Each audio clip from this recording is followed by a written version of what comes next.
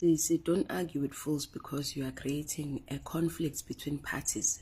Let's make peace. Keep quiet. You will not lose anything.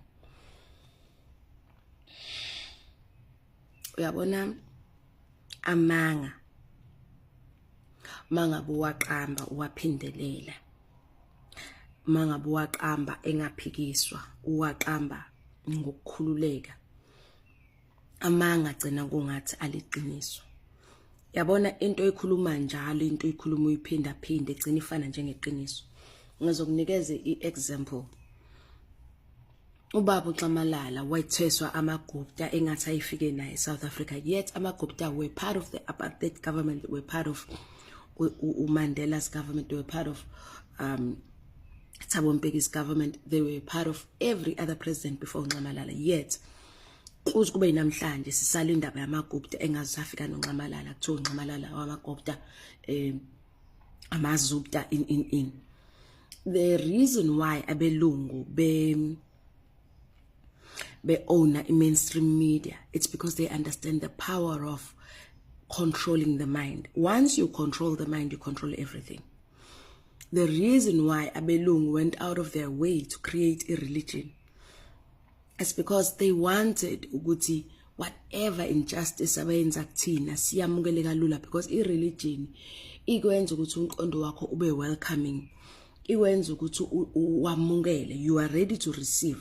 Umuntu mayezokuqambela amanga in your most vulnerable state, usesontweni, wena esontweni ucabanga ukuthi uNkulunkulu la yonke into is godly, not understanding ukuthi once a person holds your mind, they hold everything.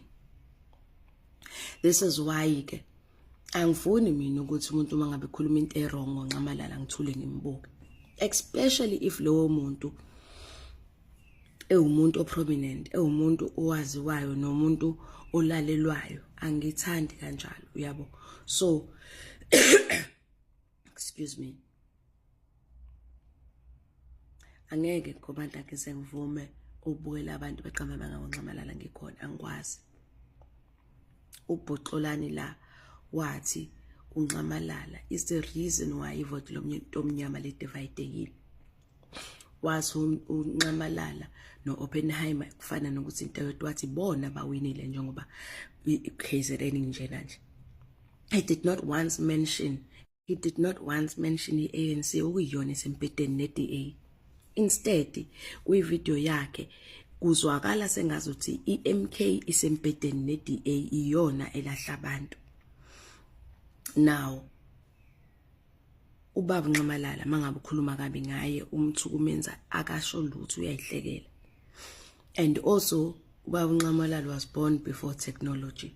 Akekho la ku Twitter, akekho ku TikTok, akekho ku Facebook, akekho ukuthi azoyiphendulela every time abantu bekhuluma kabi ngaye. Kuyimanje I was saying ukuthi there's a book eqedwe kulonjwa umunye nje usisi womlungu okhuluma ngambi ngoNxamalala still. Ngithi mina kunganjani abantu abamnyama nabo ke bebhale bakithi, ngoba thina uNxamalala lo esimaziyo akusiwona lo owazi wabelungu. Thina wethu uNxamalala simlandela ngathi siyahlanya emakhanda ngoba siyayazi imisebenzi yakhe, simbonile empilweni zethu. Now kushuthi nalapho ke asithi hayi Thulani you won't lose anything.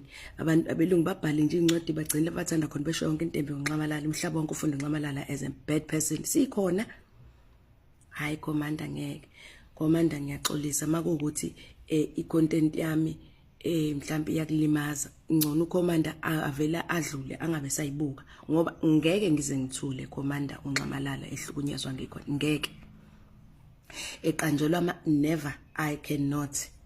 The reason why belungu be own mainstream media is so they can own our minds. Thank God for social media. We are now able to unwind wonke amafinda aboshiwe engqondweni zethu.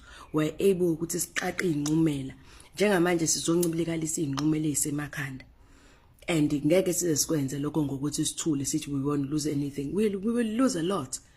Once you lose indlela yokucabanga yabantu, indlela abacabanga ngayo ngawe, you have lost everything, because we are people's perceptions. Whatever umuntu ayiperceive ngayo is their truth, And therefore, we need to change those perspectives so that we can start bringing people into understanding why are we fighting so hard? Why is ngalali? Why is sebenza ngisho ngabe kuthiwa sigula kangakanani? Silibele siqhubekile silwile. We cannot allow people to talk anyhow about Nxamalala and just let it pass ngoba si divide amaqembu. Hayi commander, angazi noma ubusho mina ukuthi ngidivide iqembu noma ubusho yena ubhuti uxolani ukuthi uyena ongathi udivide iqembu or divide amaqembu. Angazi ukuthi ubusho bani, kodwa ke mina engingakusho ukuthi when Nxamalala is concerned baba, you best believe ukuthi uzongizwa ngimvikela. Akangiceli inkosi yami ngoba ngihlezi ngisho mhlawumbe akangazi ngisho igama, kodwa kusalayo mina ngibonile lo baba lokudlalwa ngaye. Ngeke ke ngize ngivume kudlalwe ngaye ngisho sengine data ayibo.